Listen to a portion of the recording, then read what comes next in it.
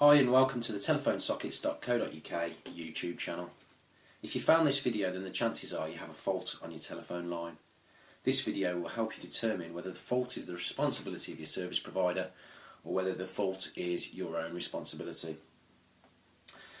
So, in order to be able to determine whose responsibility the fault is, whether it's your service provider's or your own responsibility, then you need to find this master socket. Now this master socket is called an NTE5, which is Network Terminating Equipment number 5.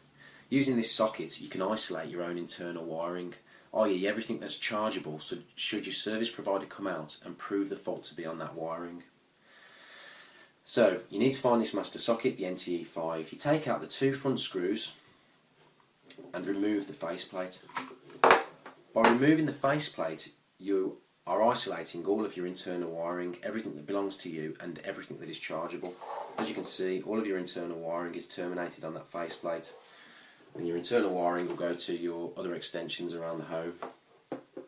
So, for example, let's say your fault is no dial tone. You have no dial tone on the telephone when it's plugged in its usual position. Take the two front screws out and remove the faceplate. By doing so, you have isolated all of your internal wiring, as I say, everything that belongs to you and everything that is chargeable should your service provider come out and prove the fault is on that wiring. Remove your telephone, get a known working phone and plug it into the test plate. If there is no dial tone still at that point there in the test point, then it is 100% definitely your service provider's responsibility. You've isolated everything that belongs to you, you've plugged direct into the exchange and it's still not working.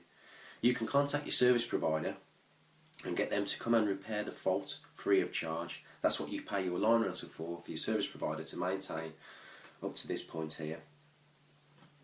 If it is working to that point there, then you know the fault is on your internal wiring, on your internal telephone extensions.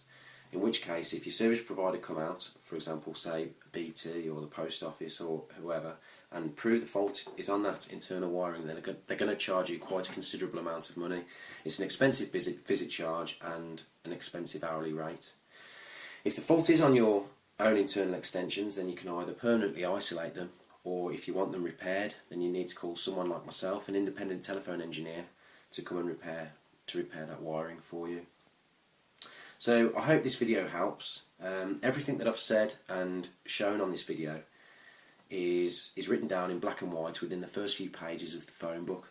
So along with those instructions in this video, you should be able to determine whose responsibility your fault is. If you are in my area, in the Redditch area, Worcestershire, and you need further help, please don't hesitate to give me a call on 07946 115030.